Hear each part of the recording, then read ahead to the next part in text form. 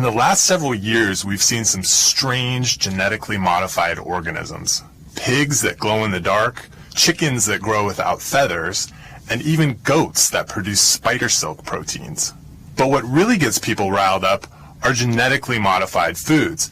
The prospect of eating somebody's science project turns the stomach of those who aspire to eat so-called whole or natural foods. But what exactly does genetically modified mean anyways? And how are those foods created? To answer these questions, we need to go back in time about 10,000 years. That's when people first started domesticating animals and cultivating plants for food. By picking organisms with desirable traits and mating them together over and over again, people were able to mold species to meet their dietary needs. The classic example is corn, which started out as a tropical grass called teosinte, with small, nearly inedible kernels. Over thousands of years, ancient farmers in Mexico transformed the grass into the delicious, starchy treat we like to eat today.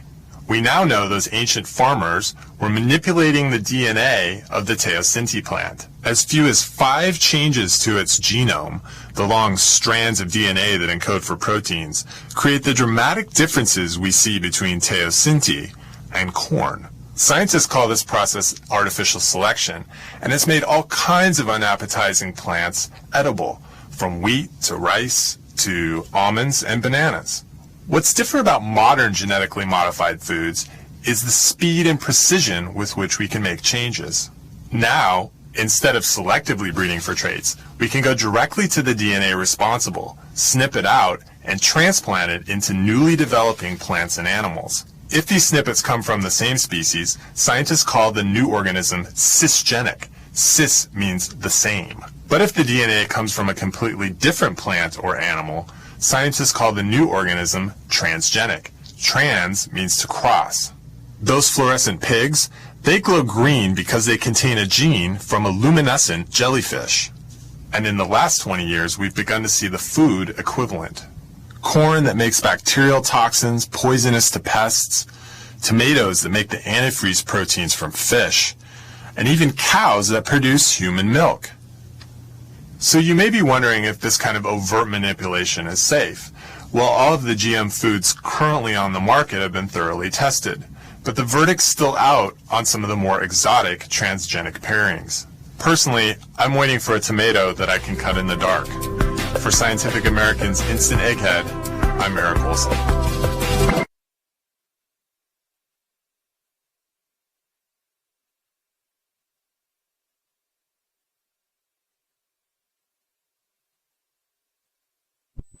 Wow, grade 12. Good morning. And wasn't that an interesting story? Sometimes I think, is it really true? But it is true. And that story of the Millie that came from a quite normal veldgrass, I think this is extraordinary. And this is just telling me how much power God invested in the human being. We are so great. But what can we do with that? So, we can also alter the DNA of plants and animals. And then we say it is GM organisms. GM means genetically modified. An organism that has a change, like the long-life tomato, is a GM organism.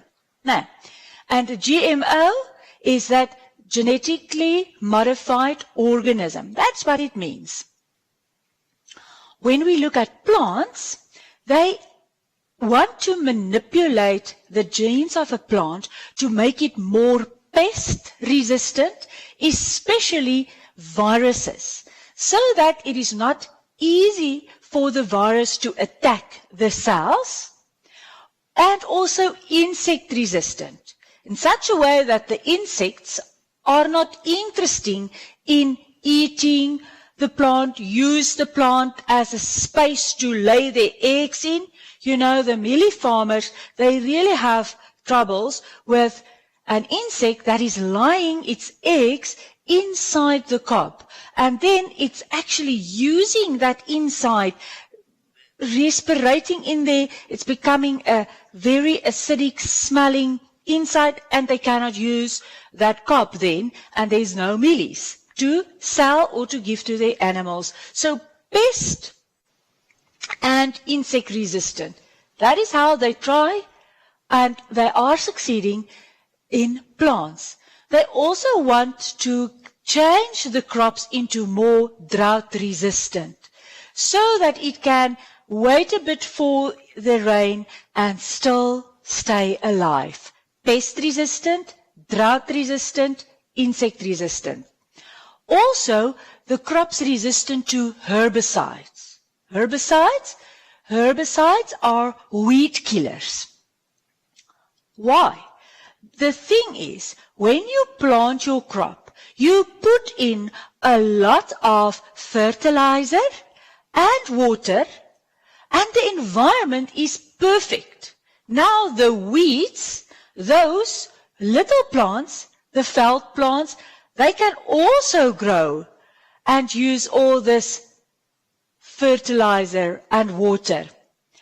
If you spray it then with a poison, you will also kill your crops. You remember that specific weed killer that only kills the broadleaf, the dicotyledon plants? That was where they use auxin as a herbicide. You remember that? That was part of our growth stimulant chapter. But here, they want to change the crop so that the crop is not affected by the herbicide. Interesting. Then, by manipulating the genes, it can improve the quality of the plant. Maybe more juicier, sweeter, bigger. That can help. There we see the mealie, some crop that is growing there. And then, of course, bananas, all the fruits. A very interesting case that happened in the East, where rice is their staple food, is that they change the normal rice, which is very high in vitamin B. And vitamin B is a very important vitamin, especially for the nervous system. But they also need some other vitamins, yes. So I want you to guess which vitamin has this golden, and if I say orange color, what will you say? Yes, vitamin A. Vitamin A, carrots, beta-carotene, is the substance that now can be produced inside the rice. They call this now a golden rice, and it is actually now enhanced with also vitamin A. And if we think again, take from wherever you want the gene, in this case a bacteria, include it in the cell of the plant you want to increase. Then, with culturing on agar, make it vegetative or asexual reproduction, increase this little cells until this little cells can form roots, and there I have a plant with the new gene. Allow this plant to breed and make lots of little plants like that. Question, this plant, if it is breeded, will it be sexually or asexually breeded? Asexually. Why? Because it's a fast way, and it ensures that all the plants has this new gene and this new way of expressing its genes. Does it make sense? I really hope so. Create recombinant bacteria with the desired gene. Allow the bacteria to infect the plant cells. Desired gene is inserted into the plant chromosome. Make sure that the plant is cultivated. We call it micropropagation. Also back in a previous chapter, micropropagation means asexual reproduction. Take a few cells, put it on a cultivating medium like agar, wait till there's enough cells, it forms roots and plant. Allow this plant to grow and become strong. Now, the potential problems that arises from GMOs and that worries people are, if you are belonging to a cultural group, a religion, or you are a vegetarian, and you are not allowed or do not allow yourself to eat genes from a specific animal or any animal, then you will not know or you will not eat some vegetables anymore, because transgenic, where the gene of an animal is put into a plant in order to get a specific feature. Long life tomatoes came from a fish. Yes, they walked down the beach and saw dead fish. Tomorrow, same dead fish, but no rotting takes place. This is the plan. Let's get that gene that keeps this fish from rotting. Rotting? Being broken down by bacteria. And they use that for long life tomatoes. Please don't think that long life tomatoes and long life milk is the same thing. No, completely different. Okay, let's continue. So the first problem is you don't know which organism's gene was planted into the plant that you want to eat. Second thing, transfer genes can cause allergies. Is there enough research? And that's, I think, another point. Is there enough research to see what is the effect of genetically modified food? They are very much worried that they will make super weeds, because now you make a plant and this plant is resistant to a weed. But what if there is a crossbreeding between your weed and this plant, and now we have super weeds that take over the harvest, and unfortunately lots of money goes into making new poison. Now, because weeds, just as mosquitoes and other insects, can become resistant. And that is our point number 5. Resistance can change. And now you will have to come with a whole new plant if this weed that was that was killed by the herbicide now can grow through that herbicide. And it takes a lot of money. New pathogens can arise that we have no vaccines or toxins for. Antibiotic resistance, the disease now can spread, and not only antibiotic resistance, but resistance to this newly formed herbicides. Perhaps if we think the dicotyledons that can grow through the auxins and become stronger. Now, and then it can be used in biological warfare.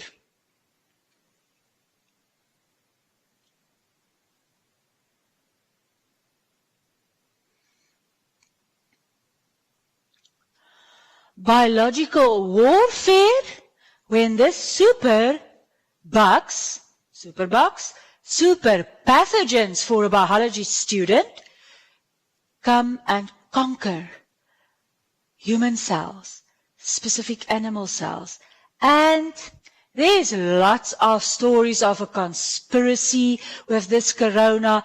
I do not want to go in this, but we actually experience now what can happen to the whole world if there is a virus or any other type of pathogen that we do not have an answer or a weapon for.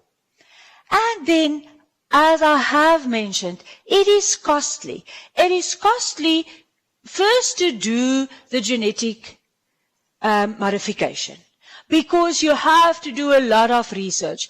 It is not just tarago, and there I have the piggy that shine like fluorescent, or whatever I'm trying to accomplish. It is not like that. It is many hours of trial and error. Then also to test, is it safe? Is it good for the environment? If we look at superweeds, that will not be good for the environment, because some plants will take over the good plants that is food for human, but also plants that are food for other organisms in the food webs. Now, and that costs a lot of money, so we have to take care before we just consider this as the all answer. So what do you think about eating genetically modified food? I would love to hear your opinion on this. Very nice cartoon when we have definitely two scientists and they have two breakthroughs. Oh, they are so excited. The one is imitation eggs made of soybeans. Bravo. But the other one is imitation soybeans made of eggs. Okay, why not just rather eat eggs and soybeans? But that is perhaps how some people feel about that. Right. Now the human genome. The genome of the human means when we can have a chart or a table with every single existing gene that exists in the human race. That is the human genome. Every type of hair color, eye color, or the mutations that happened, every single one. And do yourself a favor and just type in your Google search and say eye color, and you will see how many are there. But that is the Human Genome Project. They want to map the base sequence to know which nitrogenous base sequences is responsible for each gene. Nah? They want to identify all the genes of the human. They want to know the nucleotide pairs for all the genes. And it is interesting that there are sometimes where more than one pair have the same outcome. Okay? Gene expression. What is the protein produced by a specific gene code? And then the role of each gene. That is the Human Genome Project.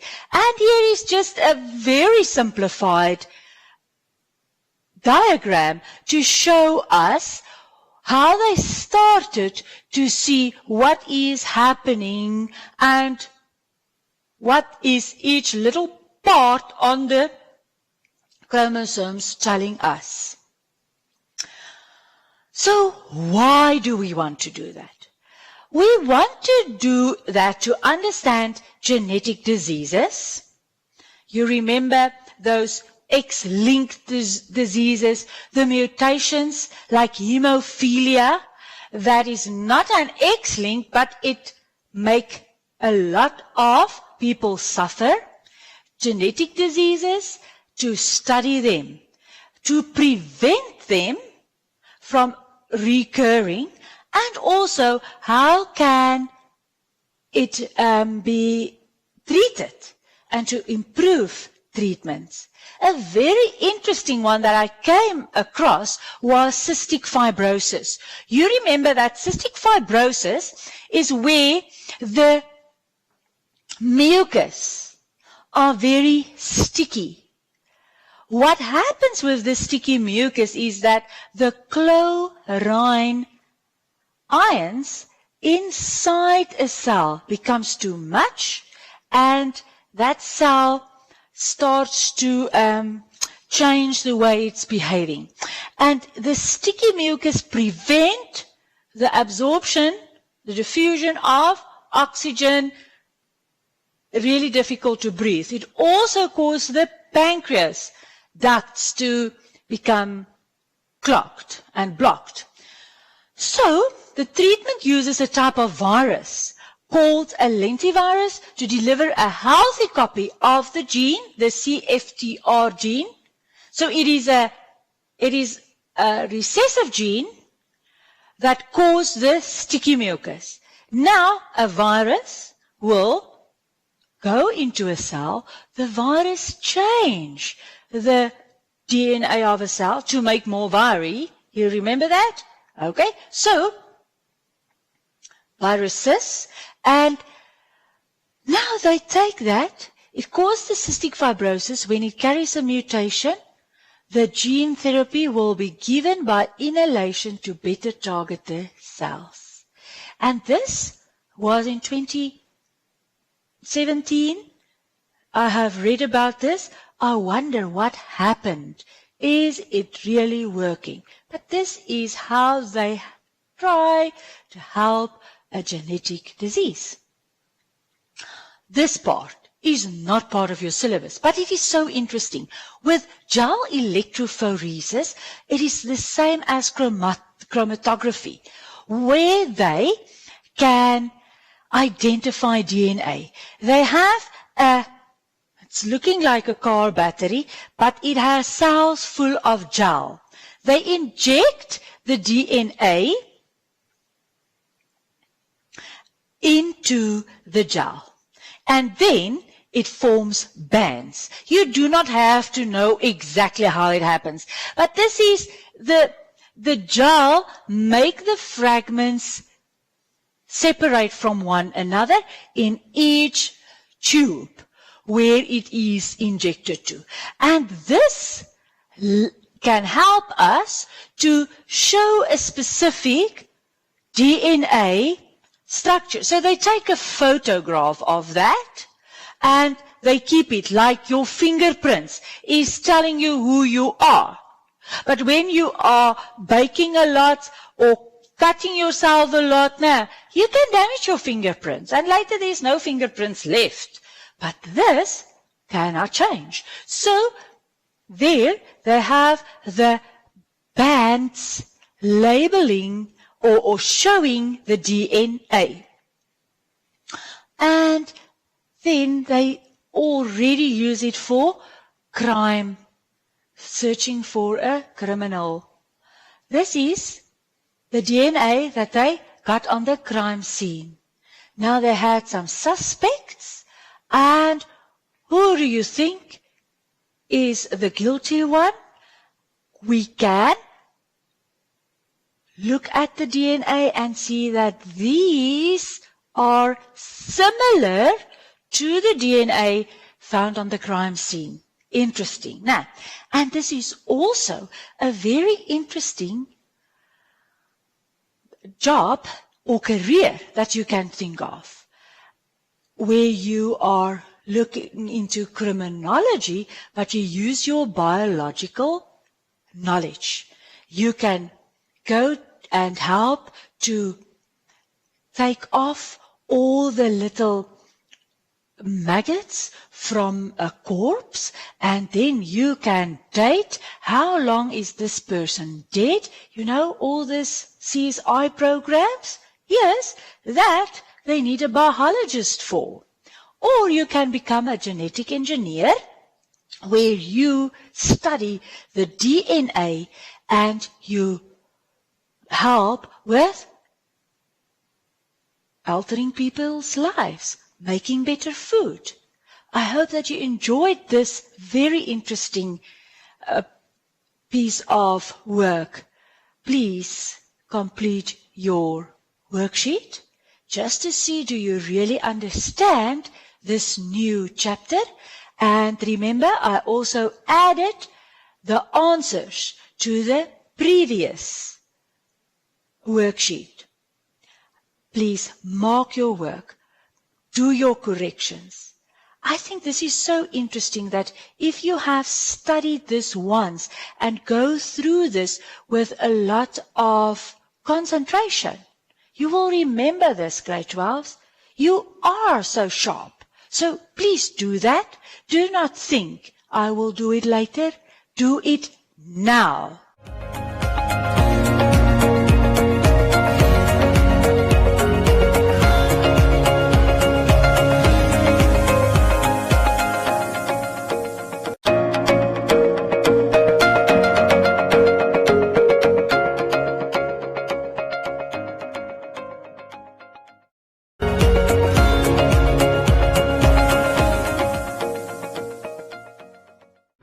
ShopRite is your home of low prices this Christmas with unforgettable savings on everything you need. Stock up this festive season with great deals, like 1.5 kilos of real good frozen mixed chicken portions, only $49.99. And 1 kilo of greens frozen mixed vegetables, just $24.99. Don't miss out on unforgettable savings at the home of low prices this Christmas, only at ShopRite. Lower prices you can trust, always. This station subscribes to the Namibia Media Code of Conduct and is regulated by the Media Ombudsman, appointed to deal with complaints about media content that breach this code. This includes content that is inaccurate, unfair, or that invade privacy. We encourage aggrieved members of the public to submit complaints to the Media Ombudsman via mediaombudsmannamibia.org. The Media Ombudsman is supported by the Editors Forum of Namibia, advocating for ethical and quality journalism.